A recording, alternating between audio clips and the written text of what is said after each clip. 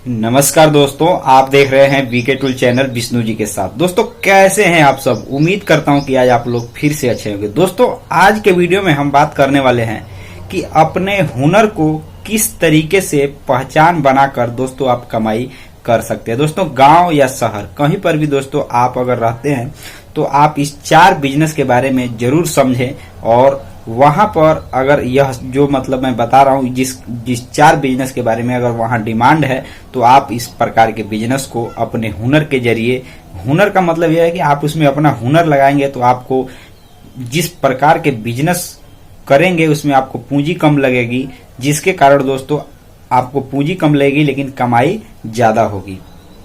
तो दोस्तों आप कैसे बिजनेस को शुरू कर सकते हैं उसी के बारे में हम आज के वीडियो में बात करने वाले हैं। दोस्तों वीडियो को लाइक, चैनल को सब्सक्राइब जरूर कर लीजिएगा और वीडियो अच्छा लगे वीडियो को आप शेयर भी कर दीजिएगा। दोस्तों जिसमें सबसे पहले हम बात करते हैं जिस तरीके के बारे में, उस तरीके को दोस्तों गांव हो या शहर हो, मतलब दोनों में किसी भी प्रकार का अगर जगह है तो दोस्तों दोनों जगहों पे काफी अच्छा खासा उस बिजनेस को सराहा जाता है। और उससे अगर आप बिजनेस को शुरू करते हैं, लेकिन हुनर मतलब आपके पास टैलेंट होना चाहिए, उसको जो कारीगरी है उस बिजनेस को शुरू करने के लिए वो होनी चाहिए। तो दोस्तों वह कौन सा बिजनेस है उसके बारे में हम सबसे पहले जान लेते हैं। दोस्तों अगर एक तरीके से आप देखे होंगे तो मोबाइल शॉप या मोबाइल रिपेयरिंग का बिजनेस। दोस्तों ये गांव या शहर, दोस्तों इससे जुड़े हुए अगर आप बिजनेस करते हैं, जैसे मान करके चलिए आप मोबाइल रिपेयर का भी बिजनेस किए हैं, मतलब रिपेयरिंग का भी आपके पास हुनर है, तो आप चाहे तो आप नया मोबाइल बेच भी सकते हैं या उसके साथ जो भी लगने वाले पार्ट पुर्जे हैं मोबाइल के साथ, कवर या हेडफोन, ईयरफोन, अनेकों प्रकार के ऐसे सामग्री है जो मोबाइल के साथ उसको प्रयोग किया जाता है, वह सब भी बेचकर आप उससे कमाई कर सकते हैं। और उसके साथ अगर आपके पास हुनर है तो रिपेयरिंग भी कर सकते हैं। दोस्तों मोबाइल रिपेयर का अगर आप बिजनेस को शुरू करते हैं तो एक बात समझ करके चलिए कि ये लॉन्ग टाइम चलने वाला बिजनेस में से यह एक बिजनेस माना जाता है। और दोस्तों मोबाइल रिपेयर या मोबाइल शॉप का बिजनेस एक तरीके से आप देखे होंगे तो जितना मतलब ज्यादा नए नए जनरेशन के लोग बढ़ते जाएंगे, मोबाइल की डिमांड और आधुनिक तकनीकी के जरिए मतलब जैसे जैसे उसका मॉडल चेंज होते जाएगा, मोबाइल की डिमांड बढ़ती जाएगी। और जो लोग मान करके चलिए जो लोग मोबाइल चला रहे हैं उसमें भी कुछ न कुछ प्रॉब्लम आता ही रहता है जैसे जैसे उसका समय बीतता जाता है। जैसे ये मेरा ही मोबाइल मान लीजिए कि इसी में ग्लास का प्रॉब्लम आ गया था, जैसे टच था वो दाबते कुछ और थे तो आता कुछ और था। तो मतलब ग्लास बता रहे थे कि टच के ऊपर जो ग्लास लगा है, जो शीशा लगा है, उसमें कोई प्रॉब्लम आया था। तो दोस्तों तब जब मैंने इसको ठीक कराया दोस्तों तो लगभग अगर मान कर चलिए मैं तो गांव में रहता हूं तो 350-400 रुपए के बीच में लगा। लेकिन दोस्तों अगर मान कर चलिए आप शहर में रहते हैं तो वहां हो सकता है इससे ज्यादा पैसे आपको देने पड़े। तो दोस्तों यही सब प्रॉब्लम जेन्युइन देखा जाए तो रिपेयरिंग आजकल मान कर चलिए कीपैड मोबाइल बहुत कम मात्रा में है, ज्यादातर टच फोन है। और जितना महंगा फोन है उतना ज्यादा कीमत में उसके जो पार्ट हैं वो बिकते हैं। तो दोस्तों जाहिर सी बात है उसका रिपेयरिंग का खर्चा भी ज्यादा लगता है। तो दोस्तों उस हिसाब से अगर आप बिजनेस को शुरू करते हैं तो आप इसमें अच्छी खासी कमाई कर सकते हैं। गांव में रहते हैं तो गांव के हिसाब से और शहर में रहते हैं तो शहर के हिसाब से।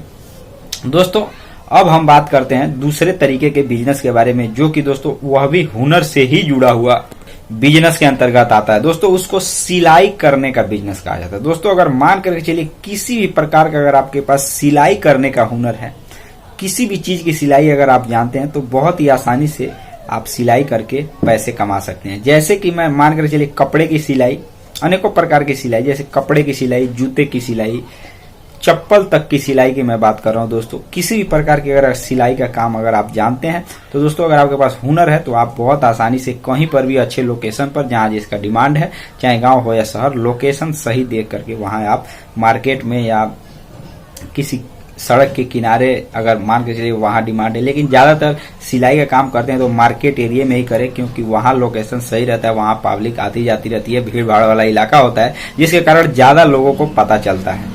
या दोस्तों बैग की भी सिलाई अगर आप जानते हैं, जो बैग है, थैला है, तो आप आधुनिक तरीके से मतलब नए तरीके का डिजाइन, अनेकों प्रकार के डिजाइन का बैग बनाकर बेच सकते हैं। बैग का मतलब अगर आप समझते होंगे तो मैं बता दूं, बैग जो आपने देखा होगा कि अगर आप कहीं लंबे सफर पर जाते हैं दूर तक, तो वहां एक बैग की आवश्यकता होती है जो कि आप दुकान से खरीदते हैं। लेकिन दोस्तों अगर आपके पास हुनर है उसको सील करके बेचने का, तो दोस्तों बहुत आसान ये बिजनेस, बहुत आसानी से इसमें कमाई कर सकते हैं। इसमें किसी भी चीज में बहुत ज्यादा इसमें लागत लगाने की आवश्यकता नहीं होती, लेकिन आप इससे कमाई अच्छी खासी कर सकते हैं। दोस्तों अब हम तीसरे प्रकार के बिजनेस के बारे में बताने वाले हैं।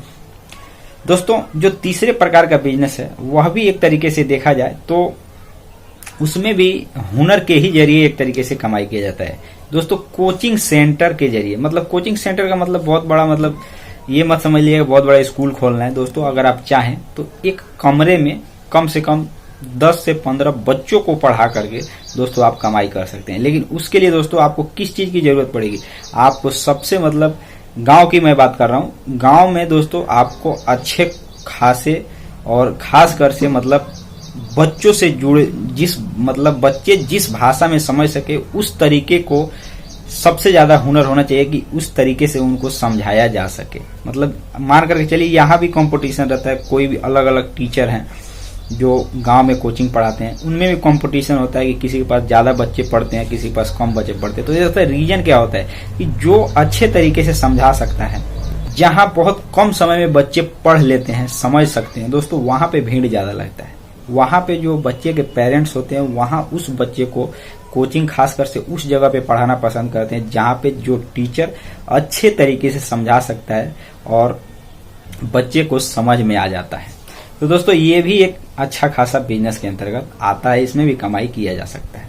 मैं छोटे बच्चों की बात कर रहा हूँ, मैं बड़े जैसे डिग्री करने वाले, जैसे 10 या 12वीं के मैं छात्रों की बात नहीं कर रहा हूं, मैं छोटे बच्चों की पढ़ाई की बात कर रहा हूं जो 5वीं तक मतलब पढ़ते हैं, उनको कोचिंग की ज्यादा आवश्यकता होती है।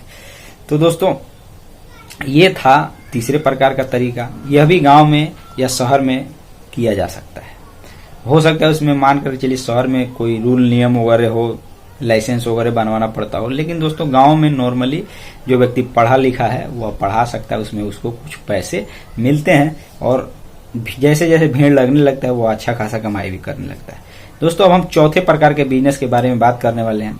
दोस्तों टिफिन सर्विस बिजनेस। दोस्तों टिफिन सर्विस बिजनेस क्या है, सबसे पहले ये जानना जरूरी। दोस्तों टिफिन सर्विस का बिजनेस की मान कर चलिए, आपने देखा होगा कि बहुत से ऐसे लोग हैं जो खाना बनाना पसंद नहीं करते हैं, ऐसे जगह मतलब ड्यूटी वगैरह करते हैं, घर छोड़कर कहीं दूर पे रहते हैं, तो दोस्तों उनको खाना बनाना पसंद नहीं होता, तो दोस्तों वह सीधा सीधा टिफिन सर्विस का इस्तेमाल करते हैं। तो दोस्तों टिफिन सर्विस आप दे करके भी, वह भी उसमें भी एक हुनर है, आपको उसमें खाना बनाने का तरीका आना चाहिए।